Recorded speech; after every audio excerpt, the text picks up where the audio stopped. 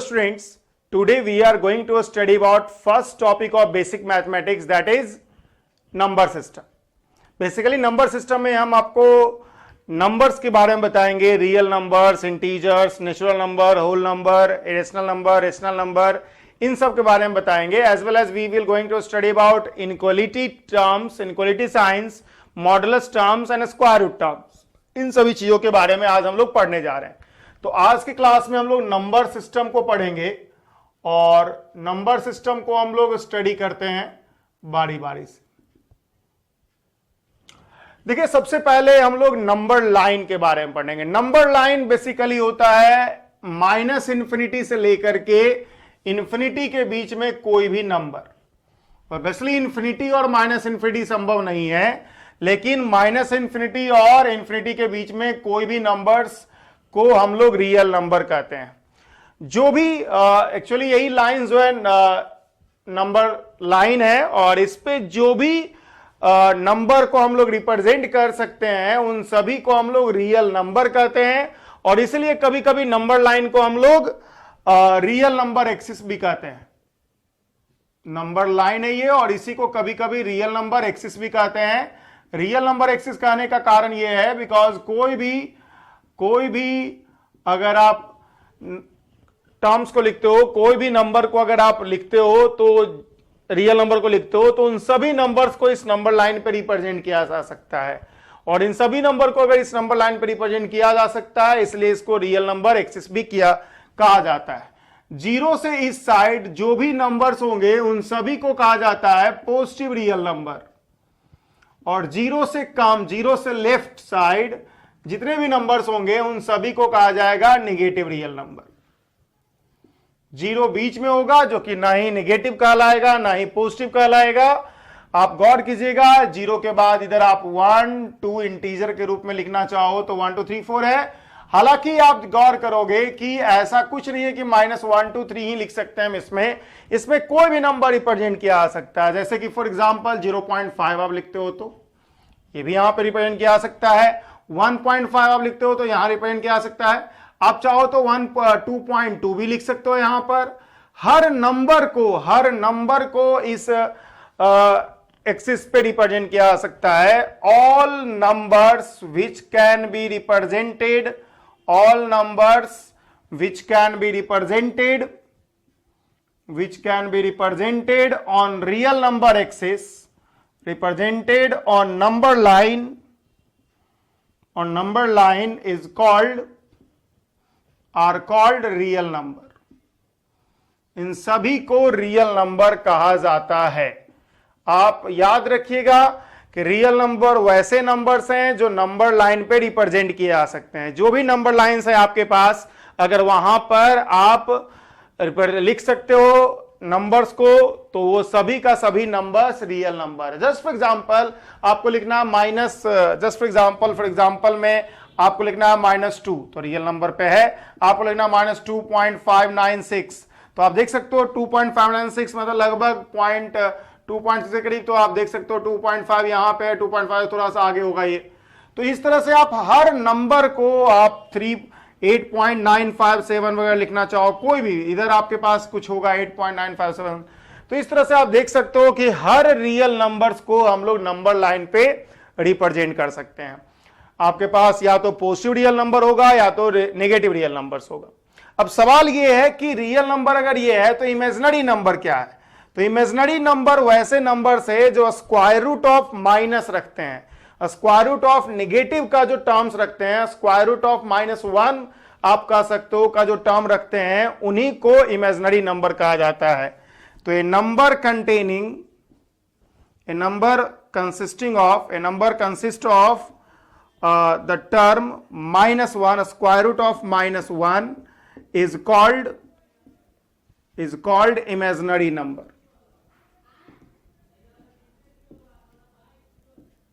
The square root of -1 is called imaginary number. जैसे for example में इसको हम लोग आयोटा भी कहते हैं. Square root of -1 is also called iota. Iota means I. Iota means small I. जैसे कि आप देख सकते हो स्क्वायर रूट ऑफ -3 लिखते हो, इसका मतलब √3 इंटू आप √-1 लिख सकते हो और √-1 को आप √3i लिख सकते हो। और ये जो है आपका क्या है, इमेजिनरी नंबर है। तो कोई भी टर्म, कोई भी नंबर जिसमें कि -1 अंडर रूट प्रेजेंट हो वही इमेजिनरी नंबर है। अदर जो भी नंबर इसके अलावा, इस फॉर्म के अलावा जो भी नंबर्स होंगे वो सभी का सभी रियल नंबर ही है। आप एक तरह से याद रख सकते हो कि जो भी नंबर्स हम लोग डे टू डे लाइफ में यूज करते हैं, हर जगह यूज होता है, वो रियल नंबर ही होता है, एक्सेप्ट ऐसे नंबर जो कि कॉम्प्लेक्स होते हैं या फिर जो कि इमेजिनरी होते हैं, -1 अंडर रूट को कंटेन करते हैं। जहां भी अंडर रूट -1 का टर्म दिखा, मतलब निगेटिव होना चाहिए स्क्वायर रूट के अंदर, तभी जाकर के वो इमेजिनरी नंबर होगा। तो ये डिफिनीशन है रियल नंबर और इमेजिनरी नंबर का, जो कि आप आसानी से समझ सकते हैं। अब रियल नंबर को दो पार्ट में डिवाइड किया जाता है। First one is rational number and second one is irrational number. तो रेशनल और इरेशनल में क्या अंतर है ये हम लोग देखते हैं, कैसे हम किसी नंबर को रेशनल कहेंगे और कैसे किसी नंबर को इरेशनल कहा जाता है, वो हम लोग देखते हैं। तो रियल नंबर को हम लोग दो पार्ट में डिवाइड कर रहे हैं। First one is rational number and second one is irrational number. First one is rational number and second one is irrational number. बात करते हैं हम लोग रेशनल नंबर का। तो रेशनल नंबर वैसा नंबर है जिसको कि हम लोग p/q के फॉर्म में लिख सकते हैं, जहां p भी इंटीजर है और q भी इंटीजर है। ठीक है, तो A number which can be represented in the form of p/q, in the form of p/q is called rational number. इसको हम लोग रेशनल नंबर कहेंगे। जो p/q के फॉर्म में लिखा जा सकता है इसको हम लोग रेशनल नंबर कहते हैं, जबकि p/q के फॉर्म में नहीं लिखा जा सकता इसको हम लोग इरेशनल नंबर कहेंगे। तो रेशनल नंबर वैसे नंबर्स होते हैं जिसको p/q के फॉर्म में लिखा जा सकता है, जबकि irrational number can't be written in the form of p/q, where p और q दोनों क्या है, इंटीजर है। p एंड q दोनों जो है इंटीजर है। इंटीजर का मतलब होता है काउंटेबल नंबर्स विथ पॉजिटिव और नेगेटिव साइंस जो भी होते हैं उन सभी को इंटीजर कहा जाता है। तो इंटीजर होता है, जैसे कि इसमें क्या होता है बेसिकली, आप जैसे कि फॉर एग्जांपल में इसमें रेशनल नंबर में बात करो 10/3 है, 2/5 है, इवन 2 है, 2/1 ही तो है ये, बेसिकली 1/2 है। तो ये सभी क्या है, रेशनल नंबर। इरेशनल नंबर का एग्जांपल अगर आप लिखना चाहो तो आपके पास है पाई, आपके पास है ई का वैल्यू, आप जानते हो 3.14 something and then after 2.71 then after something change.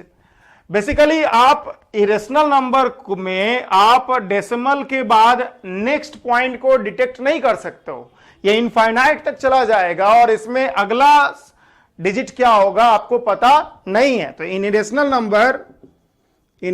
Number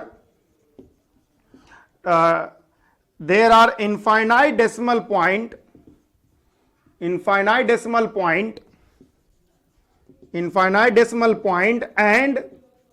and it is not possible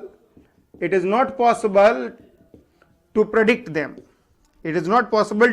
them, इन सभी को प्रेडिक्ट करना संभव नहीं है कि डिजिट क्या होगा, जैसे कि 3.14 के बाद क्या होगा, इन सभी को आप प्रेडिक्ट, मतलब ठीक है कुछ हद तक बहुत लोग याद भी रखते हैं पाई का वैल्यू बहुत ज्यादा डिजिट तक, लेकिन ऐसा संभव नहीं है कि आप जैसे किसी ने याद रख लिया 1000 अंक तक, लेकिन अगर उससे 2000 पॉइंट पे क्या होगा, 2000 डेसिमल प्लेस पे क्या होगा डिजिट, तो उसको पता नहीं होगा, बिकॉज डेसिमल प्लेस के बाद आप डिजिट को प्रेडिक्ट नहीं कर सकते हो इन इरेशनल नंबर। यहां पे रेशनल नंबर में भी कभी कभी क्या होगा, जैसे 10/3 को ही देखिए, कभी कभी क्या होगा, इनफाइनाइट डेसिमल पॉइंट होगा, हालांकि वो रिपीटिंग डिजिट होगा, मतलब आप आसानी से प्रेडिक्ट कर सकते हो। जैसे कि इसकी बात करते हैं 3.33333333 इस तरह चला जाएगा। इस तरह के डिजिट को हम लोग रेकरिंग डेसिमल कहते हैं, this is called recurring decimal, इसको हम लोग रेकरिंग डेसिमल कहते हैं।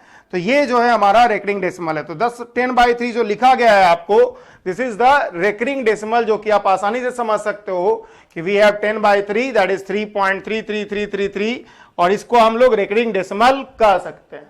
तो आप आसानी से देख सकते हो कि आपके पास सिचुएशन क्या है कि रेकरिंग डेसिमल भी हो सकता है, इसमें भी इनफाइनाइट डेसिमल पॉइंट हो सकते हैं, ऐसा कोई दिक्कत नहीं है, लेकिन यहां पे रिपीटिंग डिजिट होगा, मतलब यहां पे आप आसानी से प्रेडिक्ट कर सकते हो कि नेक्स्ट नंबर क्या होगा, जबकि यहां पे आप प्रेडिक्ट नहीं कर सकते हो नेक्स्ट डिजिट को। तो ये आपको याद रखना है। जस्ट फॉर एग्जांपल आपके पास 5.56565656 इस तरह से आ रहा है आपके पास, तो आपके पास देखोगे ये रेकरिंग डिजिट है, तो आप इसको सिंपली लिख सकते हो 5.56। दिस इज द रिप्रेजेंटेशन, और ये रेशनल नंबर का एग्जांपल है। समझिएगा अंतर को। पहली बात तो यह है कि रेशनल नंबर को पी बाई क्यू फॉर्म में लिखा जा सकता है, इरेशनल नंबर को पी बाई क्यू फॉर्म में नहीं लिखा जा सकता है। इरेशनल नंबर में इनफाइनाइट डेसिमल पॉइंट होते हैं, और इन सभी में अगला डेसिमल पॉइंट क्या होगा उसको प्रेडिक्ट करना संभव नहीं है, जबकि रेशनल नंबर में आसानी, अगर कभी इनफाइनाइट डेसिमल पॉइंट हुआ, वैसे तो नॉर्मली इनफाइनाइट डेसिमल पॉइंट नहीं होते हैं इसमें, लेकिन अगर इनफाइनाइट डेसिमल पॉइंट हुआ तो आप आसानी से प्रेडिक्ट कर सकते हो कि नेक्स्ट डेसिमल पॉइंट क्या होगा, बिकॉज ये रिपीटिंग होते हैं। रेकरिंग डेसिमल इसको कहा जाता है, इस तरह के नंबर को जिसमें इनफाइनाइट तक नंबर जाएगा लेकिन रिपीटिंग जाएगा, तो ये रेशनल नंबर का ही एग्जांपल है। एक कॉमन मिसकंसेप्शन है या कॉमन कंफ्यूजन है स्टूडेंट के बीच में कि पाई कैसे रेशनल इरेशनल नंबर हमने लिख दिया है, क्योंकि पाई को तो हम 22/7 लिखते हैं, लेकिन याद रखिएगा कि पाई को जो 22/7 लिखा जाता है वो एग्जैक्ट नोटेशन, एग्जैक्ट रिप्रेजेंटेशन नहीं है। पाई को हम लोग 22/7 लिख देते हैं, लेकिन वो 22/7 एग्जैक्ट नहीं है, बल्कि अप्रोक्सीमेशन है। हम लोग कैलकुलेशन को आसान करने के लिए हम लोग उसको रिप्रेजेंट करने के लिए कर देते हैं। तो इस बात को समझिएगा, pi is approximately written as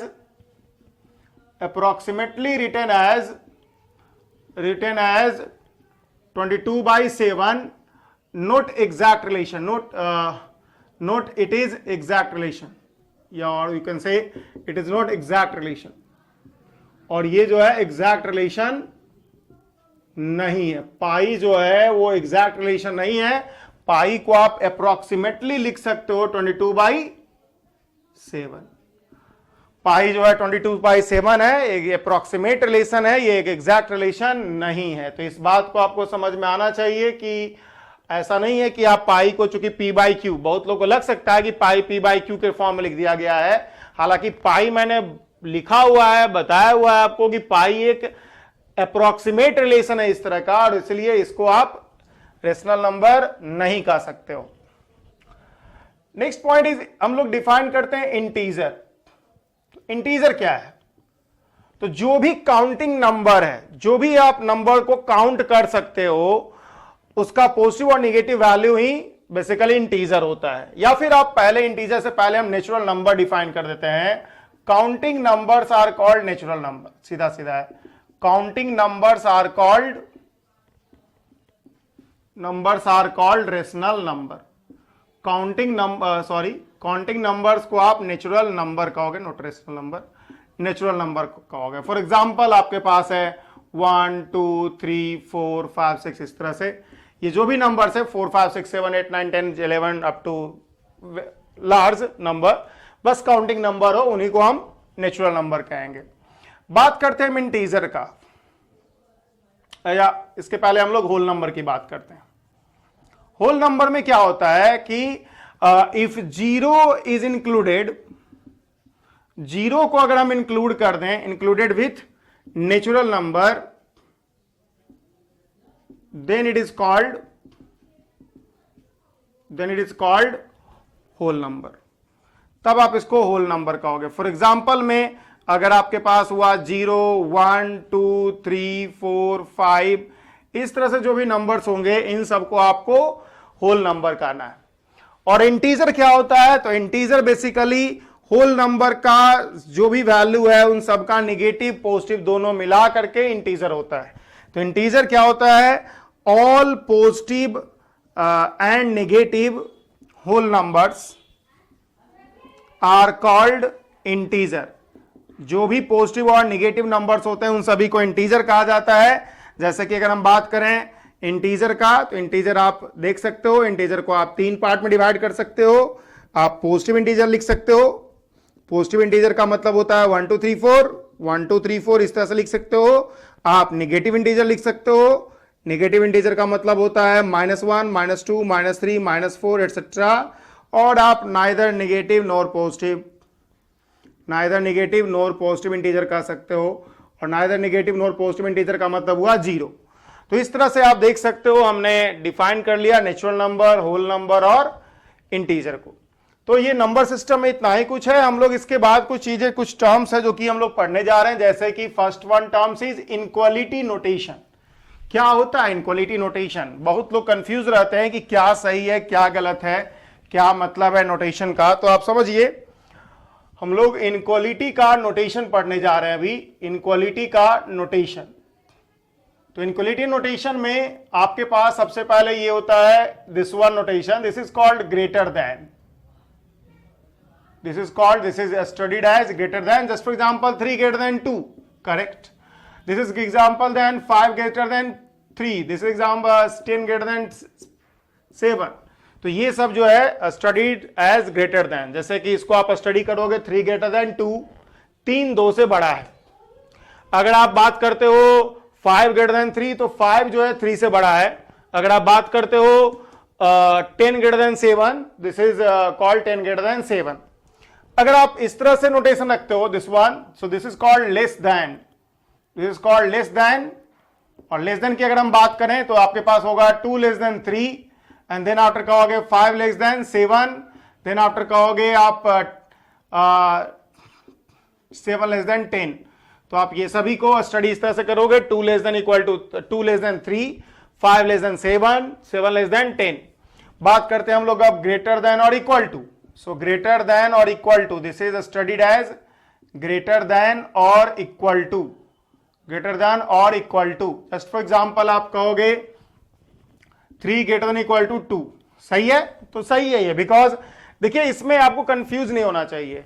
आपके पास लिखा हुआ है ग्रेटर देन और इक्वल टू, मतलब अगर या तो ग्रेटर भी है तब भी सही होगा, यार इक्वल टू होगा तब भी सही होगा। ये भी सही है, even 2 greater than equal to 2 ये भी सही है, कोई दिक्कत नहीं इसमें, because 2 greater than equal to तो है। दोनों में से कोई भी एक अगर वैलिड रहा तो सही होगा, या तो इक्वल हो या फिर ग्रेटर हो, नोट दोनों होना चाहिए। दोनों होना संभव ही नहीं है कभी, तो या तो ग्रेटर हो या इक्वल हो, दोनों में से कुछ भी रहा अगर वैलिड तो सही होगा ये।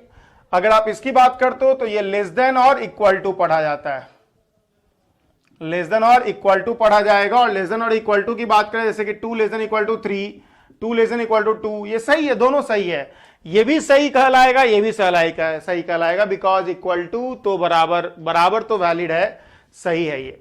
तो this is the inequality notation. Next notation is a square root notation. Next notation is a square root notation. तो स्क्वायर रूट क्या है? सवाल यह है कि स्क्वायर रूट क्या है, स्क्वायर रूट का मतलब क्या होता है। तो स्क्वायर रूट जो है, this is termed as, square root जो होता है वो ये है।